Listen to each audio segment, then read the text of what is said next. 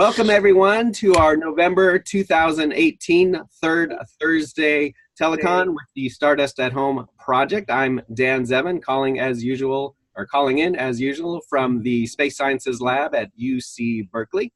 And with me, as he usually is as well, Dr. Andrew Westfall, the PI of Stardust at Home. So welcome, Andrew. But first, as typical, we're going to go around and have our dusters introduce themselves, tell us where they're calling from and how long they've been a part of the project. And Evelyn, since we haven't heard from you for a while, I'll start with you. Well, I think it was about 2000 when I first checked into Stardust, or was it before that? But at least since 2000.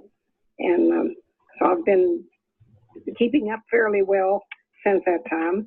I got a birthday, number 90, coming up here. Oh my so God. I think, Wow. I think I'm the oldest duster. Wonderful. And you're calling from West Virginia, is that correct? Charleston, West Virginia. Excellent. And your screen name is Esther, yes? Yes. Evelyn, Evelyn. Right. Okay. Thank you so much, Evelyn. We're so glad you're here. And now I'm going to let Augusto introduce himself and tell us where he's calling in from. Okay.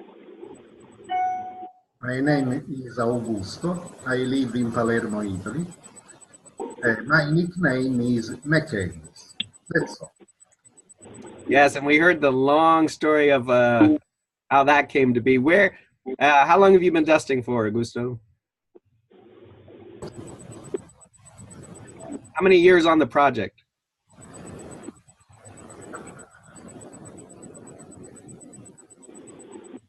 Too many to count. In a second moment, I will answer to this question. Okay, you're looking it up probably. All right, and then Mike, please introduce yourself as well. Yeah, Mike Caprero. I'm from the deep south of Michigan, a little south of Detroit, where we do have snow, not much. And I think, Augusto, it's 12 years for both you and I.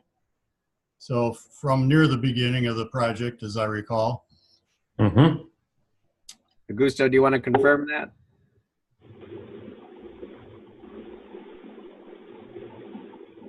I think he does not have his interpreter with us today.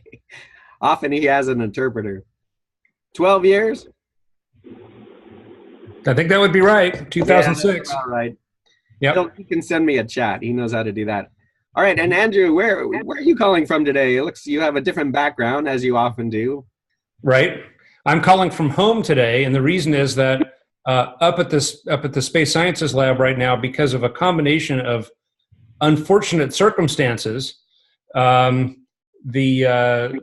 building is under renovation, which means that many of the walls are missing, and it's open to the world, and we have a lot of smoke today from the fires, or particularly from the big fire, the so-called Camp Fire near Chico, and it turns out, for reasons I don't understand, the smoke is about 10 times worse up on the top of the hill at Space Sciences Lab than it is at my house, which is down much lower altitude. And so I'm at home. I'm being productive working at home today. But it still is bad. And I'm amazed that you're not coughing. It's really like standing next to a fire. Yeah, it really is bad. And unfortunately, the very first day, Thursday last week, I have some long hikes in the San Francisco hills that I do, and I did the very first day of the smoke, and I've been regretting it ever since because my lungs have been hurting ever since. But anyway, we're praying for rain, and we hear there might be some by Thanksgiving, and that will be something we'll all be extremely thankful for, I know. So Andrew, of course, we have a special guest today, and hopefully he's not inundated by smoke. I have a feeling he's not. And so if you'd like to introduce him, that would just be wonderful, and tell us a little bit about his role on the project. I'm delighted to. So we have a very special guest today, Dr. Bradley de Gregorio. Brad is a longtime colleague of mine and has been working with Stardust samples, on analyses, and on curation of Stardust samples for many years. He can say a little bit more about his background, but Brad is now at the Naval Research Lab. He's working with Rhonda Stroud. And before he moved back to NRL, he was at the Johnson Space Center in Houston and was one of the curators of the Stardust samples. So I don't remember exactly how many years you were there, Brad, but you can say something about that. But he is one of the world's experts on handling Stardust, these very challenging Stardust samples. And he, particularly in the last year, has been, or several years, has been focused on the analyses of candidate impacts in the foils from the interstellar collector of Stardust, as well as other projects related to Stardust. So I'm delighted that Brad can join us today. And Brad, maybe you can say a little bit more. Yeah, sure. So thank you, Andrew, for introducing me. My name is Brad, and my original background is in more traditional geology. I didn't get into planetary science until after I got my doctorate degree. And at that point, Stardust had already come back, and so I got my chance to look at like these really interesting comet samples. And then after doing that for a while, the interstellar samples started being distributed. And so I got involved with looking at the foils. In terms of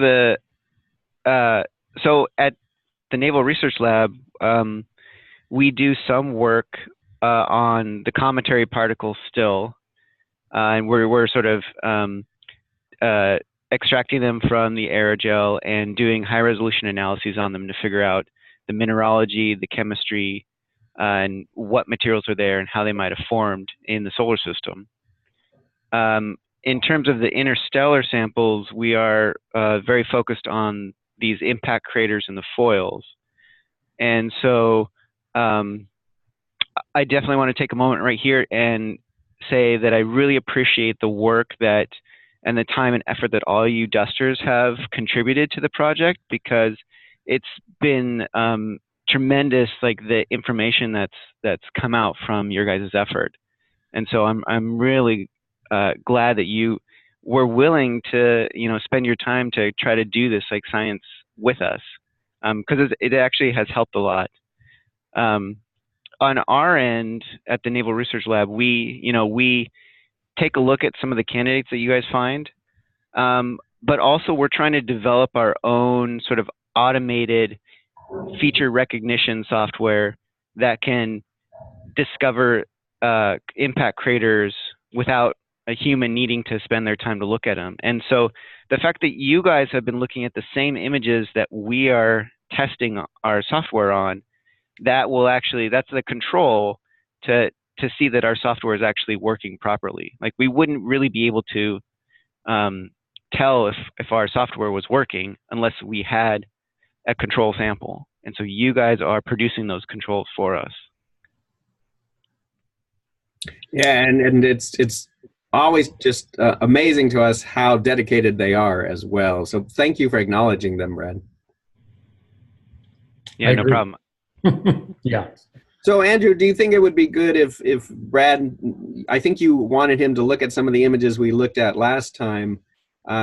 Should it be just those that he finds most interesting, or how should he approach it? Well, so last month we talked about some of these interesting features, and I should be clear that these are features that Mike and Augusto and Antonella also identified, as well as Fatima. Yeah. Yeah.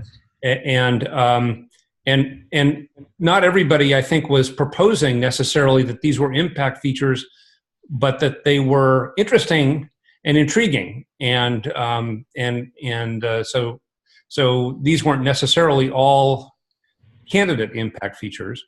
What we might want to do is just, if we would like to take the time to do it, we can go and look at those and talk about what, get Brad's take on what he thinks are ones that he would flag as being likely, candidates. And part of the point of this is to improve our, as a group, our ability to identify candidate impacts. So does that sound like a reasonable approach? Right, and I think also, Andrew, that Bradley has probably sometimes a different perspective than you do, and Absolutely. sometimes, Right. we all have different perspectives, but nobody's right. I mean, we're still very much experimenting with this, and we're still very much in the dark as to being able to do it perfectly. We can't do it perfectly. We can only take guesses sometimes. Is that correct? I mean, ultimately, of course, there is a right answer,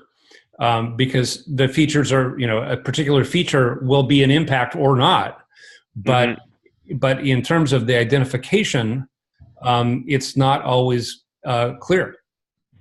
So yeah. So I'm not sure what the right approach is. Whether, Brad, you can share your screen or. Yeah. So I can go ahead and Okay. start sharing my screen. Do you want me to just open the images that you sent earlier, Dan?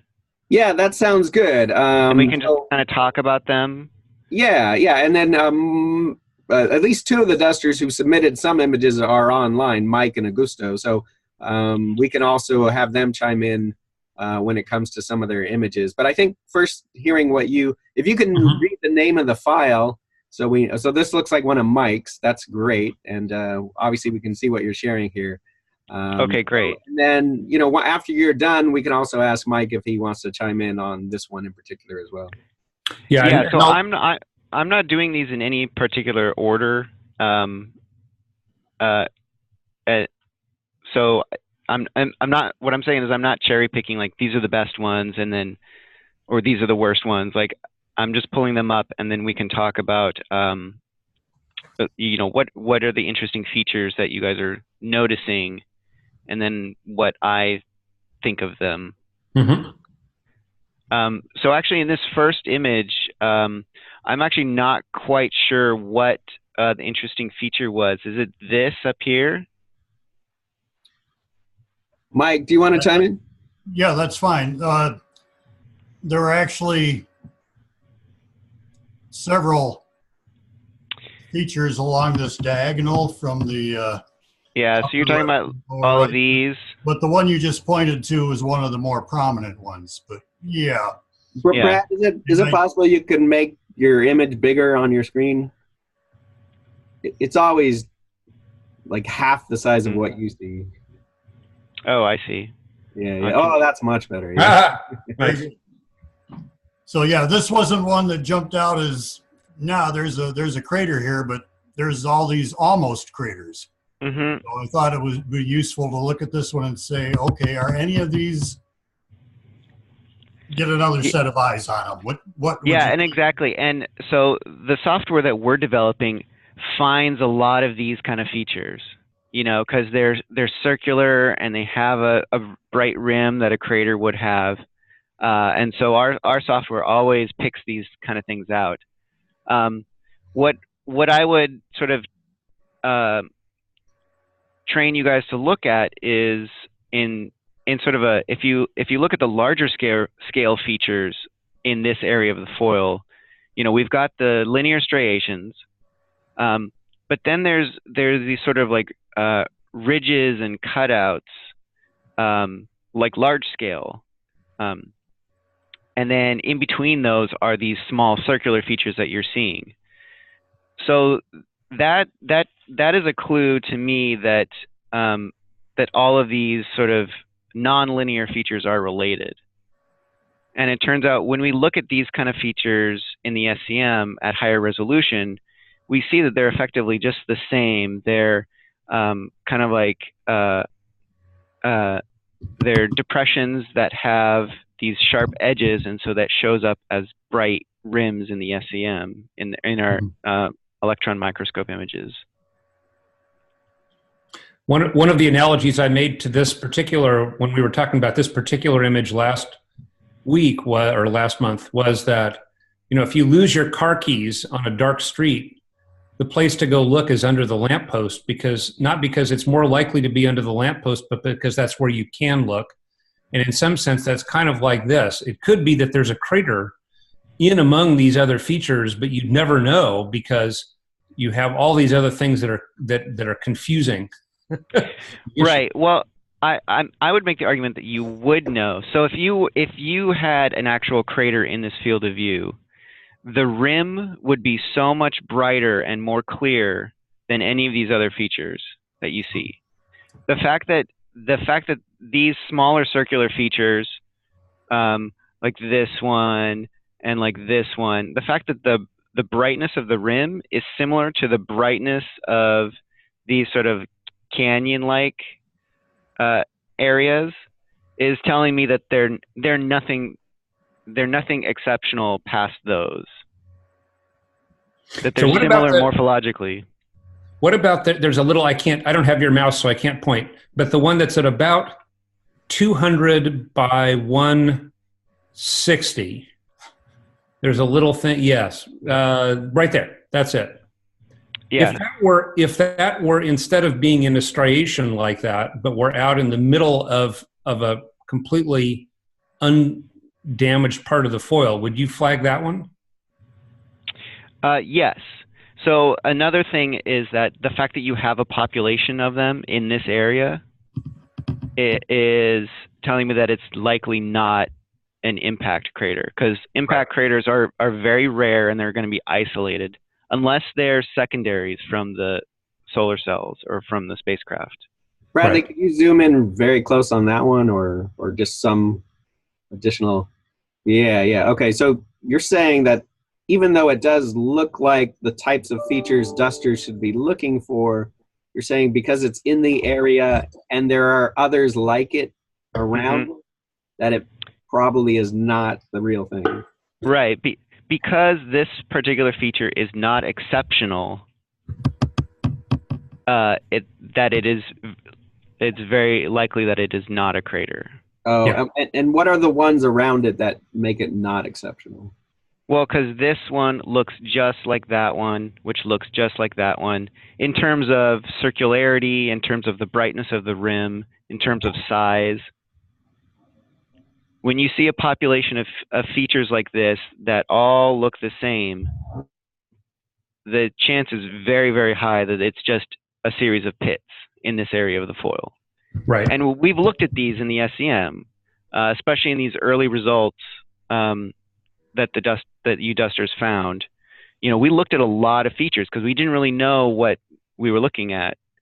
And so ones that had these kind of characteristics, when you had a clustering of them, they all turned out to be just a collection of pits. In images where we have an actual crater, like I said before, the crater just like stands out. The rim is so much brighter than everything else, or it'll be so much more circular than everything else. It becomes quite obvious. But I mean, at the beginning, we were also very curious, and we looked at a lot of these kind of features until we convinced ourselves that we should just ignore them. Good. That's good information. All right, should I move on? Yes. All right, so this is just the next one. What am I looking at in this image? This was one of Fatima's. She was also interested in the, I think it was, or was this one of mine? This is one of mine too. This has no, I'm trying to point. I can't point. What's the name of the file, Brad? In the upper right, there's a cluster, but this is similar to the last one in that there's nothing special about that cluster of these things? Features. Right. Yeah, up in that area. Yeah. So this is a cluster of circular features. So yeah, this would be exactly the kind of thing your eye would be drawn towards. The issue with these is that the center is not very dark. In fact, the centers of these is about the same grayscale value as the surrounding foil. Mm-hmm. Whereas in a crater, like a crater will have a grayscale value like this, would be very black.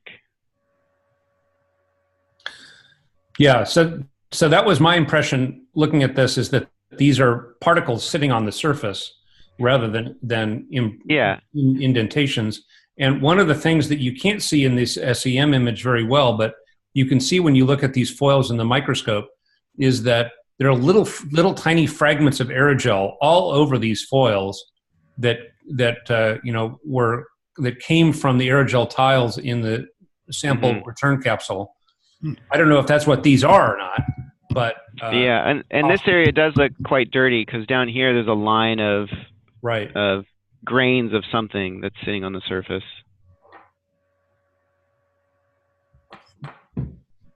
So yeah, like I agree, these are circular features.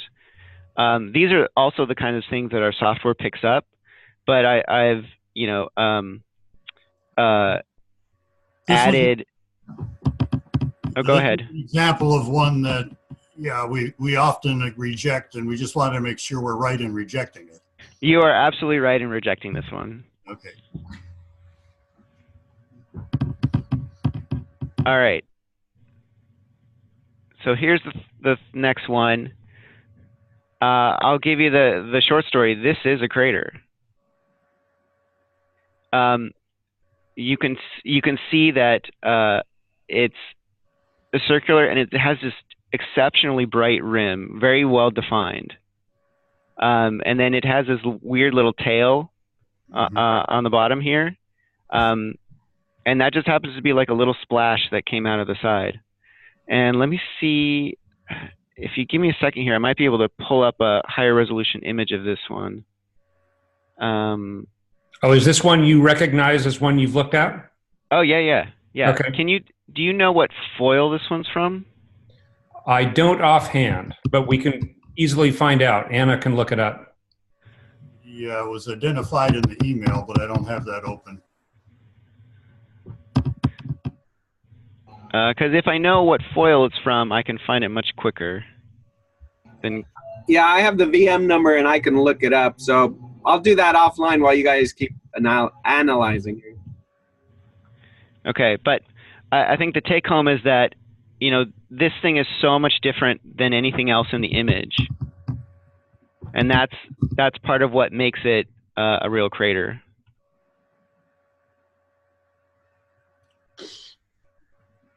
And is that, well, I guess we'll come back to that to ask. Is that one you've done EDAX on?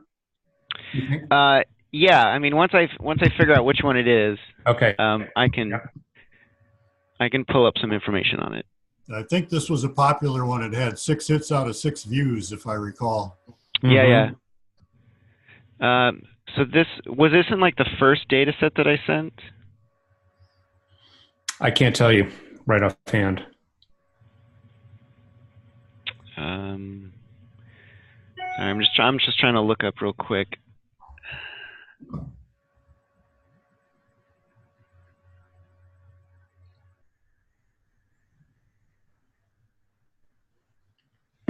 Because we've scanned several more foils. Oh yeah, this is in 1020 West.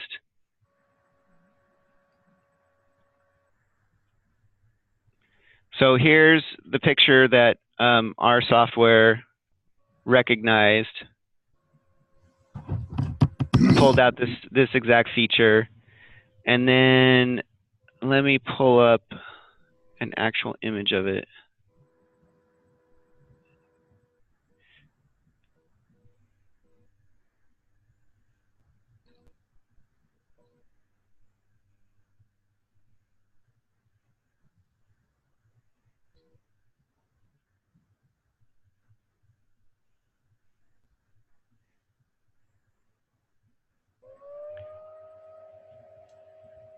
Ah, nice. Oh, yeah. So this is when we looked at it again in high resolution. So you can see it's a deep crater. It's a bit asymmetrical, and that explains why there's a splash on this lower end. So, Very nice. so it's possible. It's not necessarily unambiguous, but it seems likely that this is something that originated, came in at an angle to the surface, was not a normal impact, possibly heading from north to south. Would that be reasonable? Yeah. So this is a west foil. Yeah. I mean, on the image. On the image, it looks like it's north. It's coming from the north. Yeah. And splashed to the south. But I think this foil might have been one that was oriented horizontally, so it would have been coming in from the east or the west. Yeah.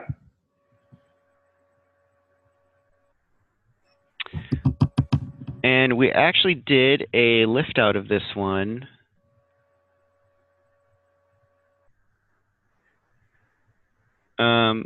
So I've got a picture. This isn't the final lift out, but this is close to the end. So you can see, now this is a cross-sectional view through the center of this crater. So we basically used an ion beam microscope to remove all the material from the side except for a thin strip through the center of this crater. And then we plucked it out. And so the crater is this part right here in the center. And is that platinum on top of it? Yes. So this is a big blob of platinum that we put on the top to protect it. It's actually filled with carbon. We have a special carbon that we can deposit right in the crater and not anywhere else. So that sort of protects the residue that's at the bottom. So I don't think I actually have the TEM results with me. I think Rhonda has that information. But if this was one of the first batch, I think this one turned out to be solar cell glass. And that would be consistent with this trajectory. Yeah, coming in from the side. Right. So this is maybe in a future telecon, this would be a fun thing to talk about, is this fib lift out technique, which is really nifty. And quite a major advance in the field over the last, I don't know, 10 years or so, is the ability to do this in this very controlled way. Yeah. I can see if I have a better picture of that process. Well, that's something we could, might be fun to talk about in more detail next month. And nice. In a future telecon. So this is an example of, there was a crater here in the center.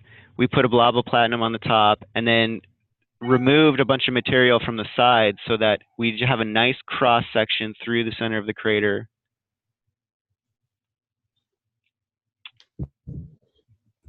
And then we can lift that out and attach it to a sample mount. And then we can use our tool to make it really, really thin, so we'd actually do high resolution analyses of them.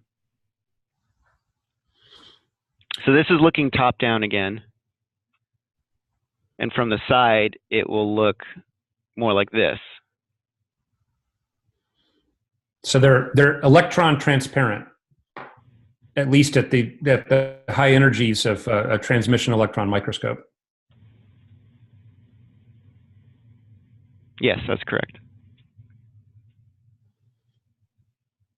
All right, but yeah, we can talk more about that in a future telecon.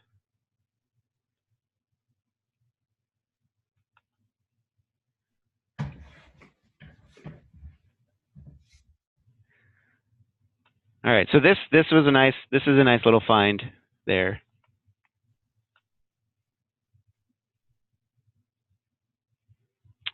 I'm assuming this one is this feature down here? That's correct. Right, so I'm definitely interested in these kind of things because a lot of the software development that we're doing here, we're focusing on small features, small craters, under the assumption that that most of this dust is small, except there has been some reports of larger impacts.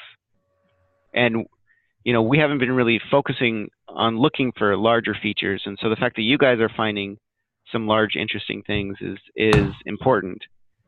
I would really like to see the rest of this image. Right. Yeah, we need to do that. The other question I had about this is whether your algorithm can find things that are on the edge like this. No, mine does not.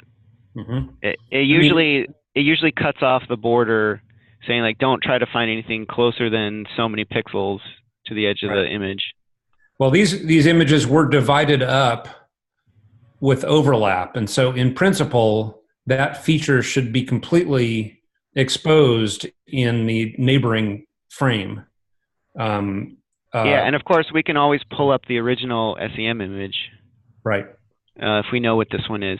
So the reason I would want to see the entire image is I would want to evaluate the shape of this. Because one of the things we look for is, and this is just based on experience of looking at a number of these things already, is that craters, even when they're coming from a high angle, they are almost always circular. So you usually don't find oval-shaped craters. They might be elongated in one axis versus the other, but they're never really like oval shaped.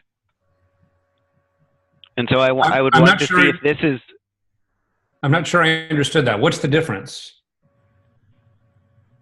So even the high angle impactors, the crater itself is circular. It's just the splash that is not circular. Okay, but the previous image we just looked at looked pretty elliptical to me. This one?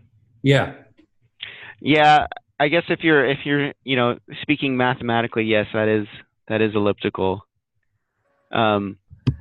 I'm comparing it more to, I don't know if I can pull up an image real quick right now. I see a lot of things that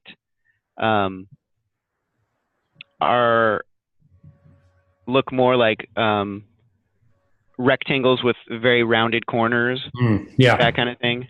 Right. And those, even though they have like a nice dark center and a nice really bright rim, the fact that the shape just totally negates the possibility of it being a crater. Right. Yep. So that's what I would be curious about this one, because it almost looks like it is kind of like a box with rounded corners rather than a circle. Mm-hmm. It could be, but I would need to see the rest of it. Or something. Yeah. Also, for a feature this large, I would expect to see a nice, so the boundary of the rim on the inside is nice and sharp, but the boundary of the outside is very diffuse. So usually, like if you look on this previous one, the boundary of the outside is nice and sharp, right? Because the rim is a like an actual like feature. It's a like a morphological feature. Right. Whereas the fact that you have a diffuse boundary here makes it seem more like this is electron charging of the edge of a pit. Yeah. Mm-hmm. But that said, if the shape was circular enough, this would be one that I would go and look at in the SEM. Yeah. If it was circular enough. So this is the kind of thing you want to, flag for rechecking. Okay.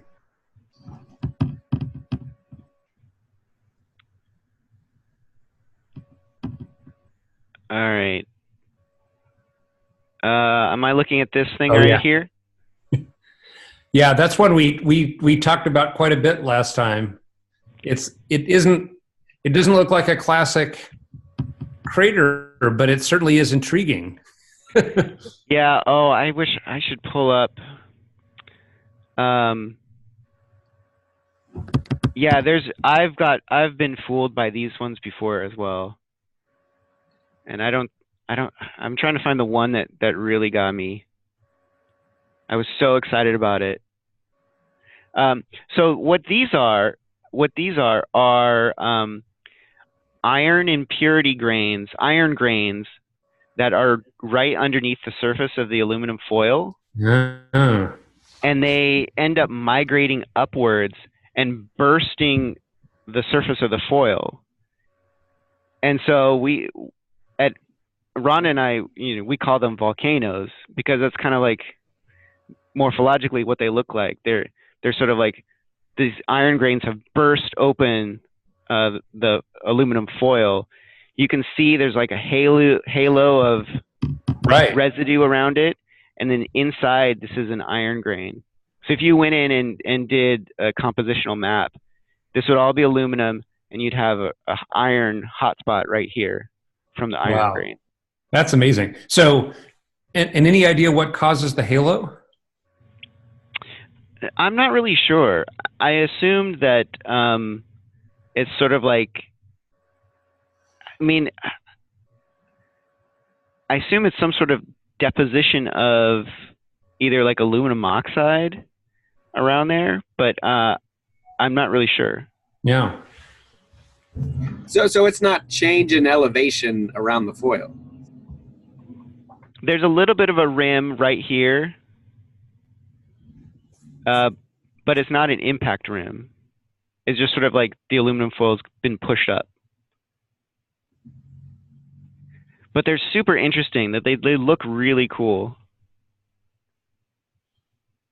If you happen to have a nice high resolution image that you could easily lay your hands on later, it would be lovely to see.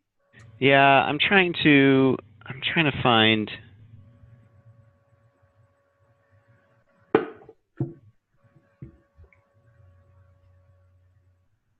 I'm looking really. Oh, here it is. This is the one I found. I thought, oh, I found the mother of all impact grains. Because look at that. It looks like a volcano from Mars. It does, doesn't it? That's amazing. Yeah. Uh-huh. Okay. Wow. But yeah, it's just a huge iron grain right here in the middle. Huh?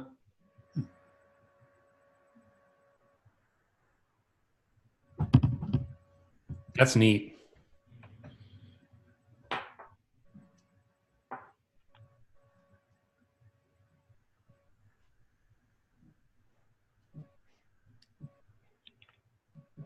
So yeah, these are really cool. But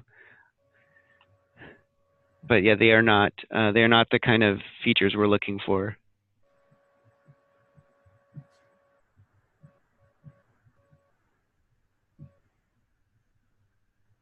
All right, this one I'm assuming it's this circular thing up here. I think Augusto, this is yours. Mm-hmm. This is correct? This is what I'm looking at? Yeah. Easy. Yeah, so this is nice and circular. It's sort of the right shape. I'm suspicious because it is next to this irregularly shaped pit right here. And so I'm pretty sure that this is sort of like a piece of aluminum that got bent upwards or something. Also, the fact that there's no real center to it. I mean, it's a little bit darker in the center, but it's not black.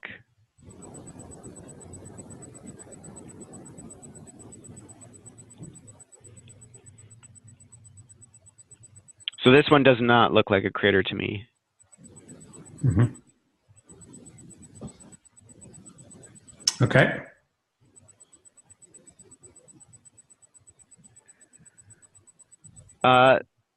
This one's interesting. So, there's a couple things going on here.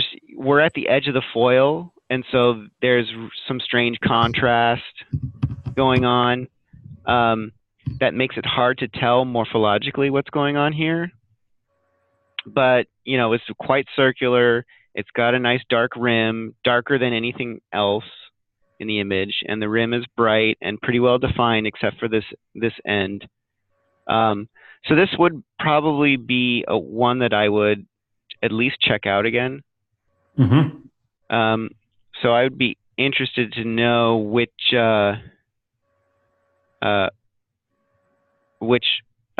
foil this one came from. Okay. That's one of Augusto's. I think Augusto has the number for it. Yeah. So for the most part, things that we've investigated near the edges of the foils, they're usually not, and we're just being fooled by the weird contrast that's going on. But occasionally we do find craters like that are right on the edge. And they end up being slightly deformed because the edge of the foil has been physically cut with almost like a pizza cutter. And so this area, this whole edge of the foil here has been deformed by the cutter. And so it can stretch out the craters. Mm-hmm. So we've actually found one crater like that, where it's been kind of stretched out a little bit.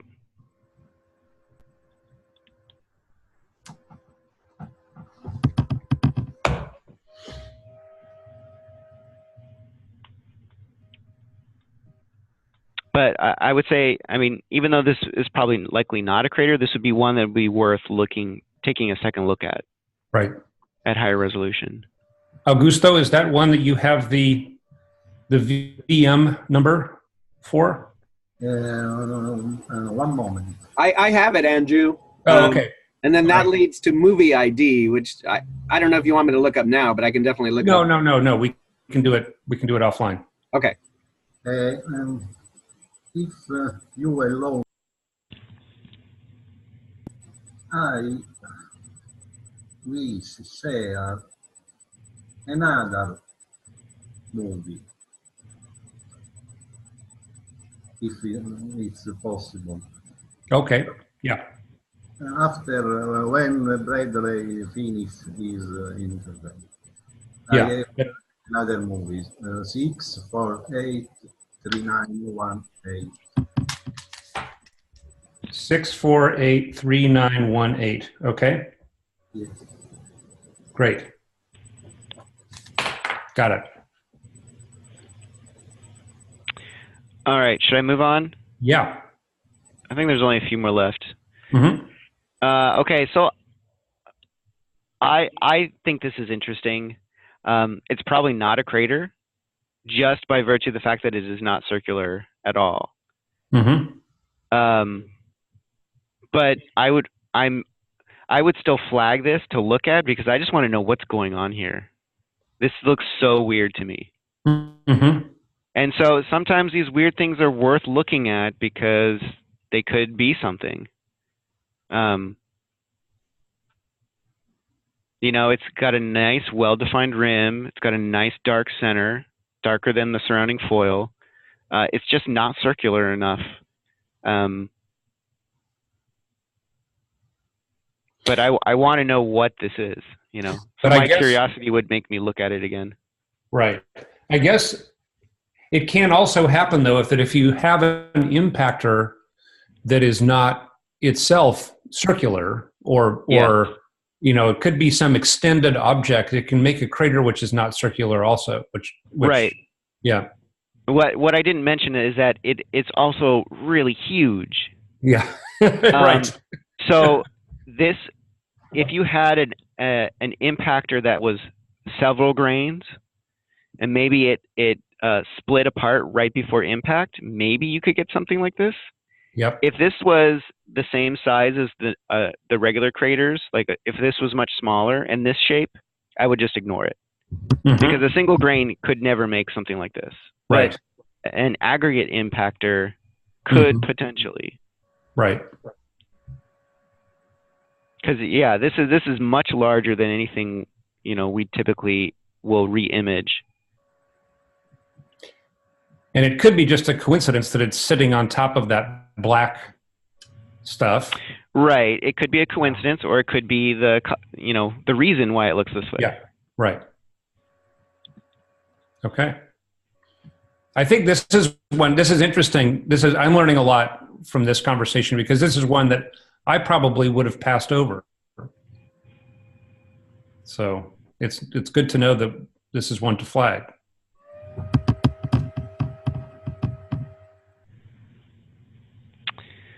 All right, let's see.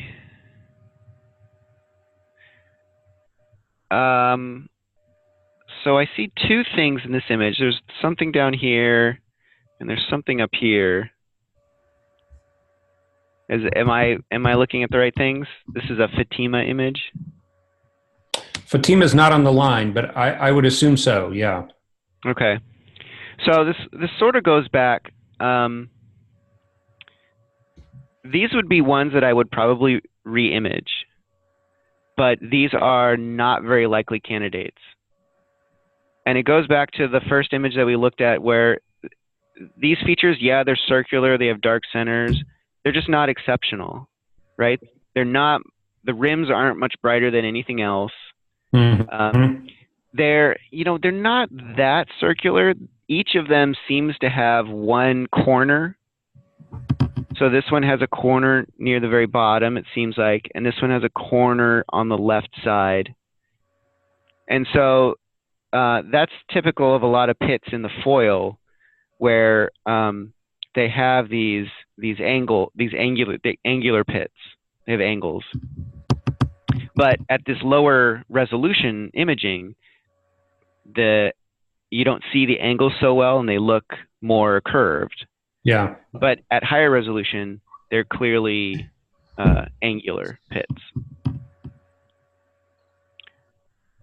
So these ones, they might be worth looking at again, but they're probably not craters.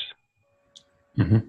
And if, let's say I was running my software on this data set and I pulled up a bunch of hits that look like this, I would not look at them at all. Because like I said, the craters are going to be exceptional. They're not going to look like everything else. Yeah.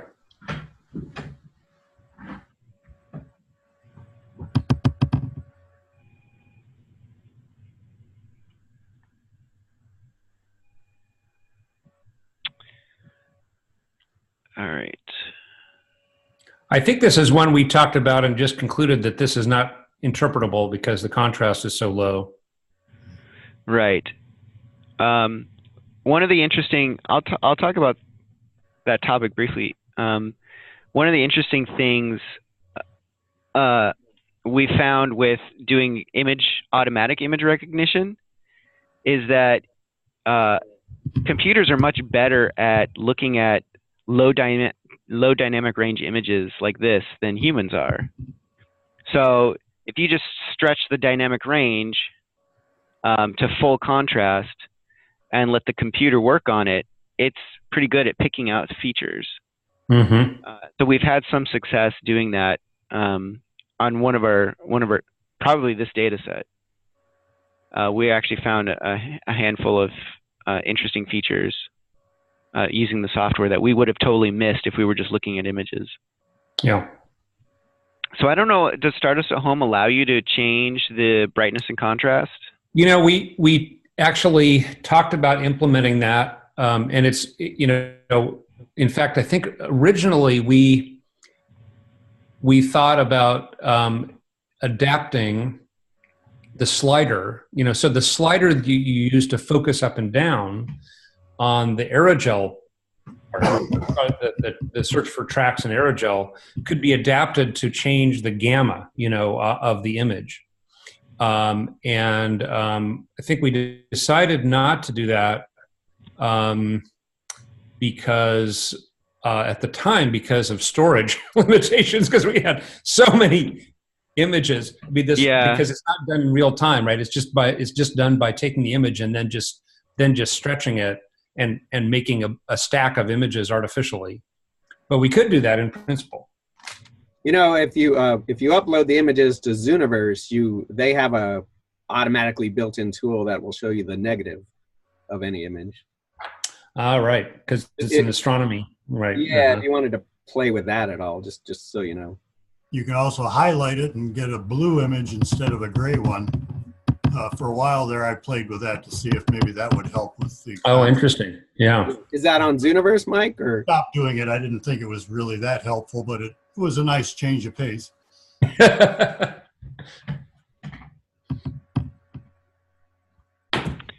All right. Anyway, so I just wanted to mention that real quick about dynamic range. What am I looking at in this one? Is this one that Fatima annotated maybe Yeah. in the next image? Oh, if you go to the next one, she's annotated them. That's the one. this is the one that's annotated. Yeah. Yeah. That's it. Mm-hmm. So what's Oh no, wait. No, this one she didn't. well, I'll just say that I'm not seeing anything that would pique my interest in here. I'm seeing, there's some circular pits, there's some circular dark spots like that. There's a lot of them though. There's a lot of them, and there's nothing that sort of stands out. Yeah.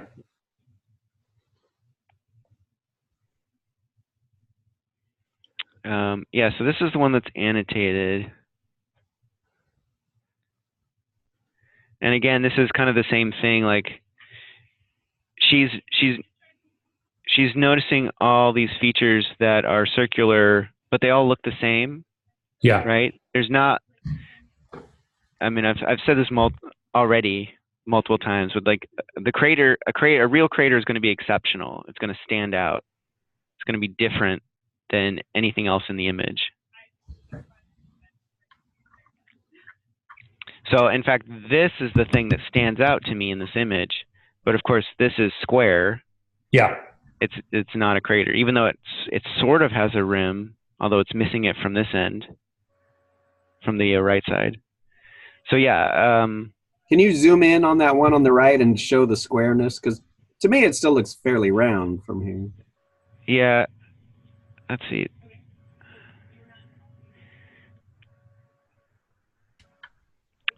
So, I mean, zoomed in, I don't know, it makes it even more obvious. But, this is a pretty straight side. This is a pretty straight side. This is a pretty straight side. And there seem to be corners connecting them. And then the rim is discontinuous on the right side, right here. So I'm pretty sure if you look at this again in the SEM at higher resolution, this is just going to be a square-shaped pit.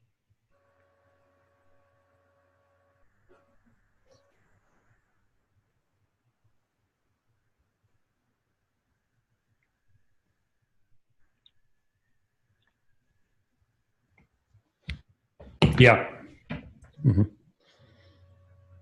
I think that might be it. Is that it? That is it. Yeah, that's it. These are my images. Mm-hmm. Great. Well, thank you, Brad. Let me go over one last thing. Yeah. So I think this is another one that the dusters found. This is a great, interesting candidate, and this is the kind of thing that we would like the dusters to locate. But this is not a crater. And the signature feature is you can see this sort of bright streak next to it. So this was a grain that was plucked out of the foil when it was rolled flat. When they manufactured the foils for the spacecraft, they had to, like, aluminum is usually rolled flat into sheets. And so during that process, this particular grain of the foil was plucked out and dragged along the surface, leaving this white streak. So even though it looks like a nice round, I guess it's more oval shaped, impact crater, when you look at high resolution, it's just a pit, and you see this like sort of streak behind it. Mm-hmm. That being said, like, we want these things found, because sometimes this streak could just be an artifact of the imaging, and it might be a real crater, and it's worth us checking out. Or just a coincidence that it happens to be on top of a feature. Yeah. Or, you know, or if it just happens to be on like a stripe in the foil. Brad, can you, on that one, can you zoom out just so we can see how much that stands out? I mean, do you see anything else like it in that image? No, there's nothing like it in the image. It's clearly something that stands out. Really dark center. The rim is brighter than any other circular feature. I mean, there's a couple other bright grains, but like in terms of like a bright rim, a bright circle, it definitely stands out. So even though it wasn't the real thing, something else could look just like that and be the real thing. Yes. Yeah. So, you know, the crater that we looked at earlier, that was definitely, like, it just was totally exceptional. But there are other ones that maybe the rim is just really thin. And so those are the ones that they'll still be exceptional in the image, but maybe not as exceptional. So they'll be sort of like this, where they definitely stand out. They're not like clearly obvious, but it's something that we would take a look at again at higher resolution and just confirm. And really, it's very quick to find these things again and just take a look at them. Yeah.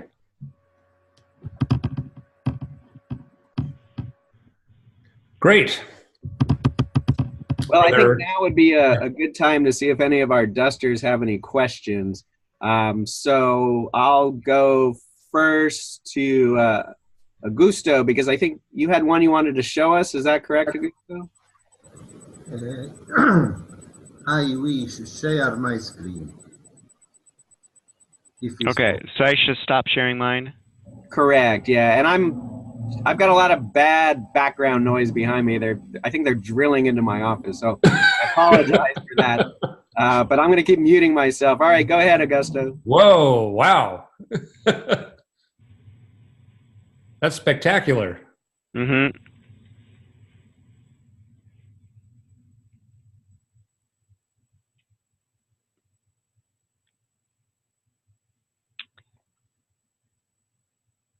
What is this, a crater or not?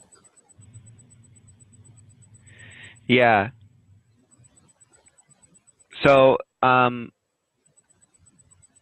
this is one of those ones that I would definitely want to re-image, but I'm not very confident that it is a real crater, because I can see at least one sharp corner on the right side. Yeah. Yep. Mm-hmm. And then I think in another image I was pointing out that the outer rim is not very well defined. It's quite diffuse. And it seems that there's sort of like an extended residue on the surface of the foil. Yeah. It looks very much like that first image we were looking at that was sort of volcano-ish. Yeah. But that being said, like, I would definitely take a second look at this. Okay, so this is one that we should flag. Yes. Uh-huh. Augusto, could you go back to the first one you showed us? Yes. What's going on can you zoom in on that? Yeah, so that's another one of these volcanoes. So that's an iron grain in the middle of the aluminum foil. And so you're saying that these iron grains are actually mobile, that they actually move?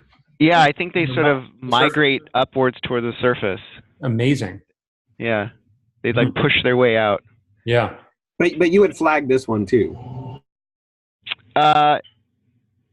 You could or could not. I mean, I wouldn't even give this a second look, because I know I've seen enough of these now that I know that there's no way that it's a crater.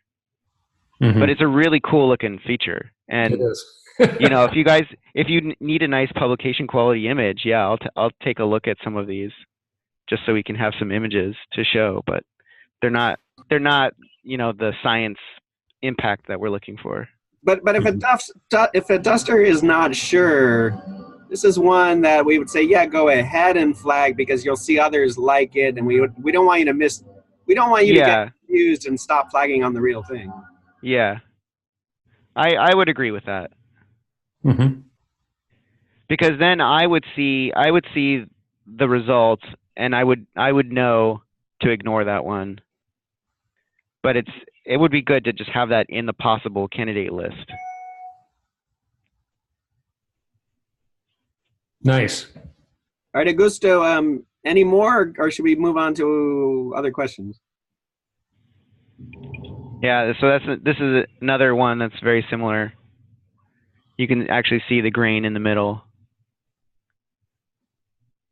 Ooh. Ooh, that's nice. I said ooh. Yeah, too. where's this one? Augusto, do you have the VM number for that one? Moment. You can email it to me, Augusto. 6783906. Here, I'm wrong.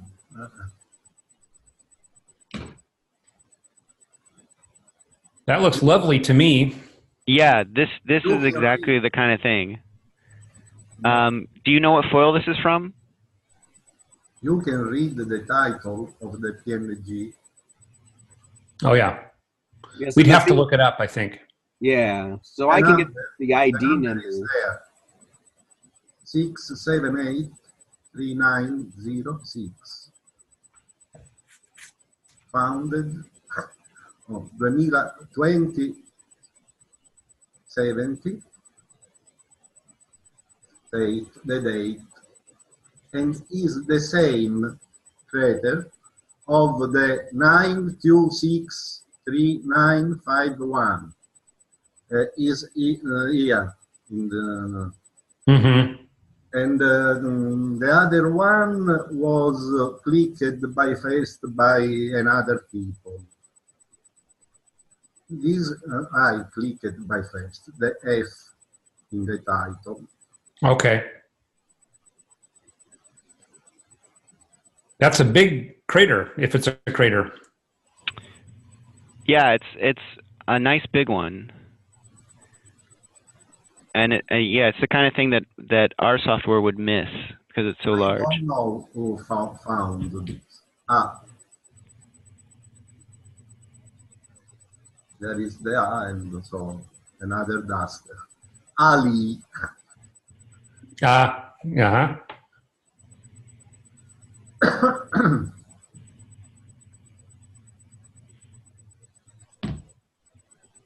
It's elliptical.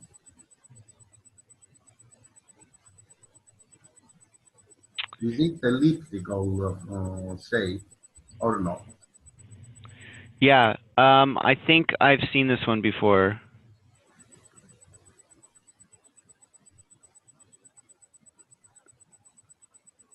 It's here.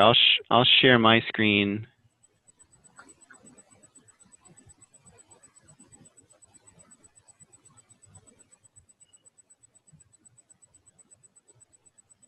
Oh yeah. Yep.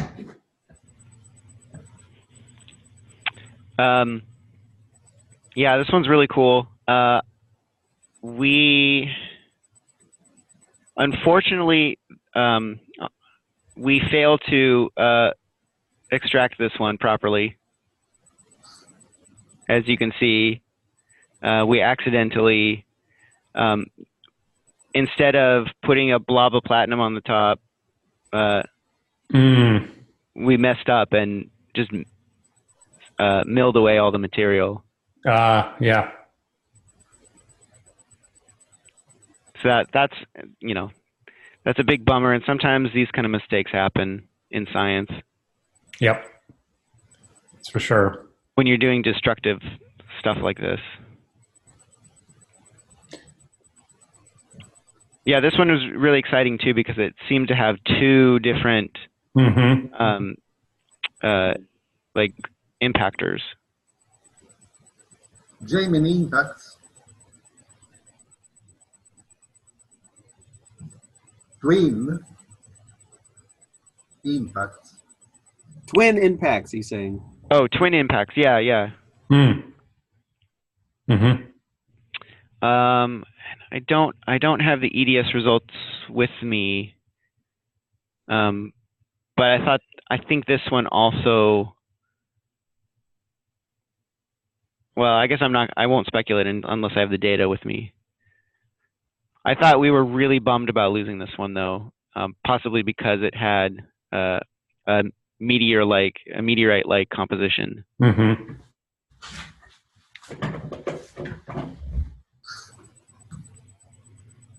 But yeah, great find. All right, given the time, I'm going to move on and see. Mike, do you have any questions for Bradley here? No, I don't believe so, but it was a very useful discussion. I took several notes. That'll be very helpful going forward. Yeah. Also interesting to hear the capabilities so far of the screening algorithm and the limitations. Yeah, I mean, so, you can do a lot with computers, but they're always limited in some aspect. And so it's good to have multiple approaches to any of these problems, so we can fill in the gaps. So there's, one thing, like I mentioned, our software program, we're kind of, for the most part, ignoring any large features, partly because it would double our processing time to look for those larger things. But then the other thing is the software doesn't do a good job of picking out things with very thin rims. So it just, if the rim is too thin, it doesn't define an inner edge and an outer edge to it, and it will just miss it.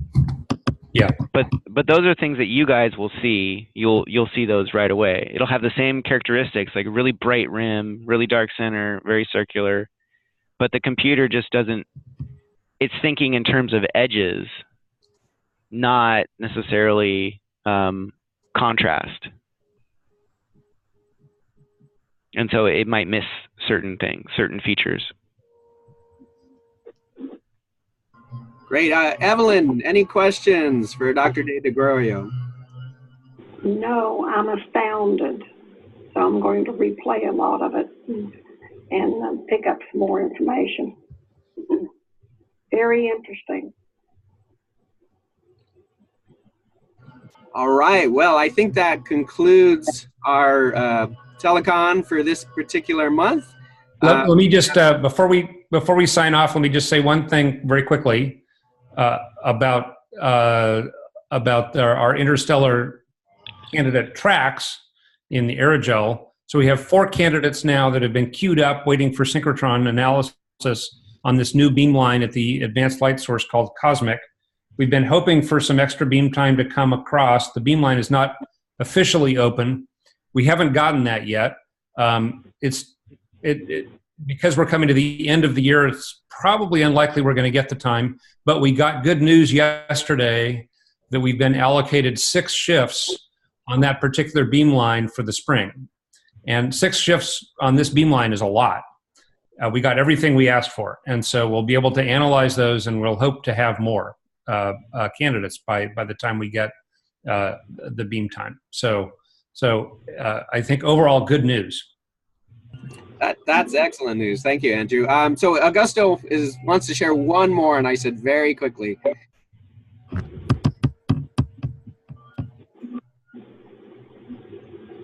Interesting. Yeah, I like that one too.